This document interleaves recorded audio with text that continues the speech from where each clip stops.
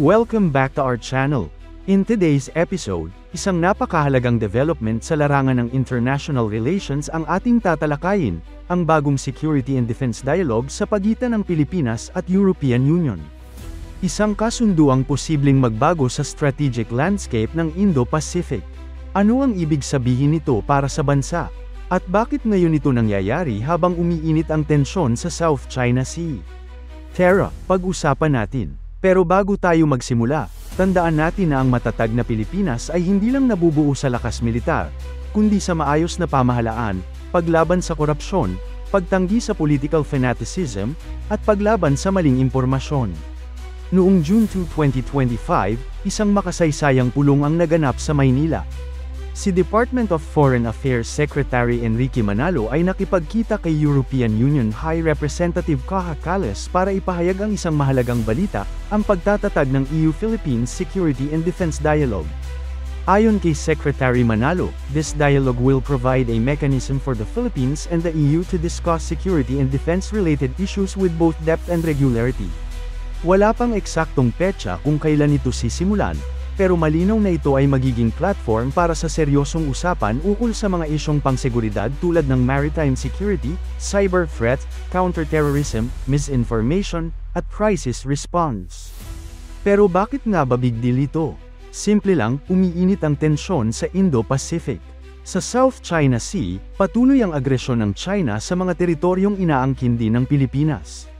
May mga insidente ng laser-pointed dangerous maneuvers at blockade sa West Philippine Sea.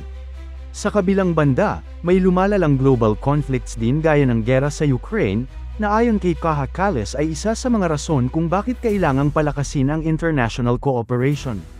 We share a commitment to upholding the rules-based international order, ayon kay Kallas.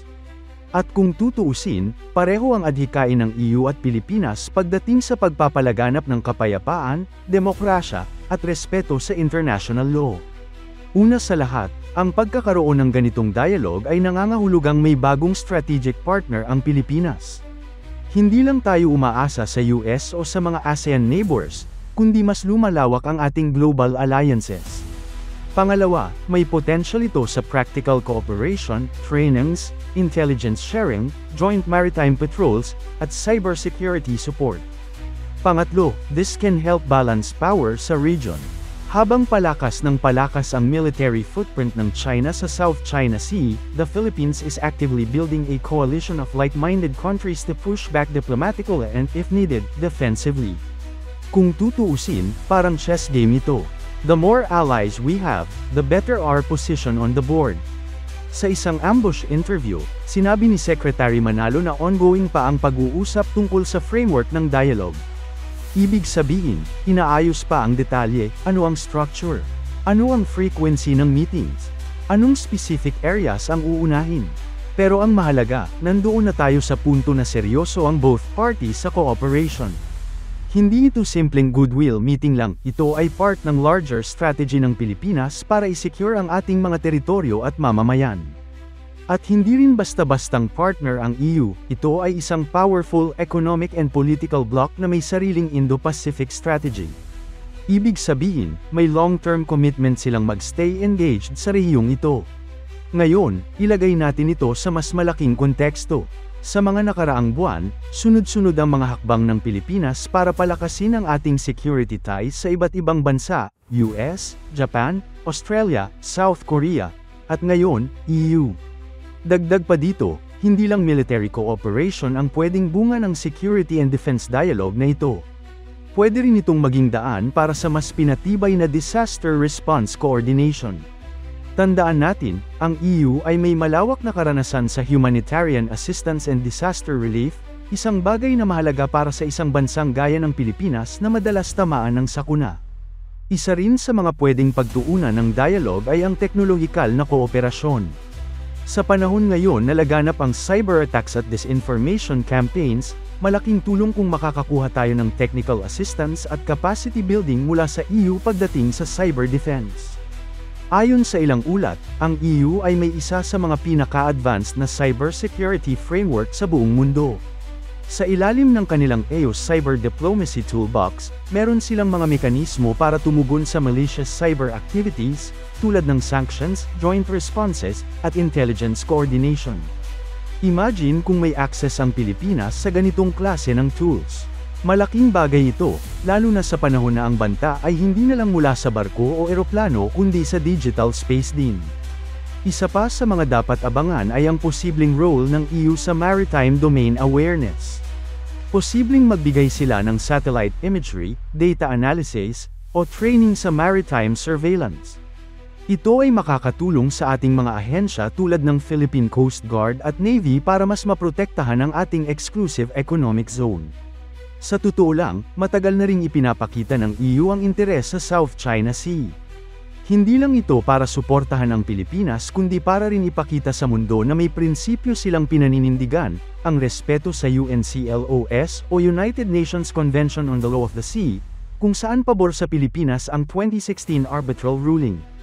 At kung pagbabatayan ng history ng EU engagements, hindi sila papasok sa isang dialogue kung walang long-term strategic value. Kaya sa mga susunod na buwan, abangan natin kung may follow-up actions ito tulad ng pagbisita ng EU defense officials, signing ng memorandums of understanding, o pagsisimula ng joint exercises. This aligns with our comprehensive archipelagic defense concept na tinutulak ng Department of National Defense. Ang goal ay transition mula sa internal security patungo sa external defense posture.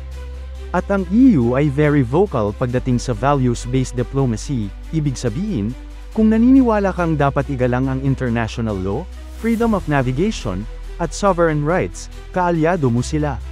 Pero teka, hindi lang military o political ang aspeto ng ganitong kasunduan. Posible rin itong magbukas ng pinto para sa humanitarian cooperation.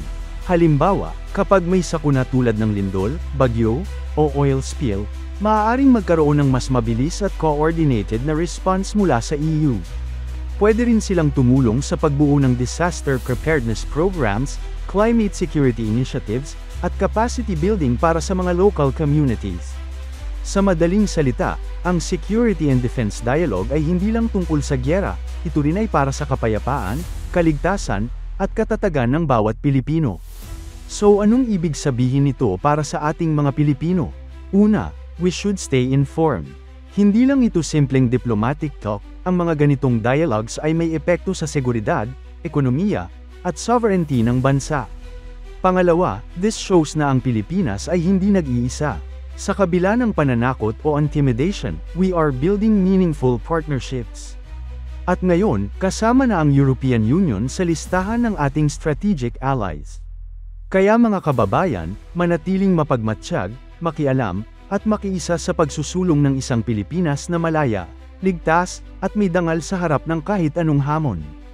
Kung nagustuhan nyo ang video na ito, don't forget to like, subscribe, and hit that notification bell para updated kayo sa mga latest development sa ating foreign and defense policy. Hanggang sa muli!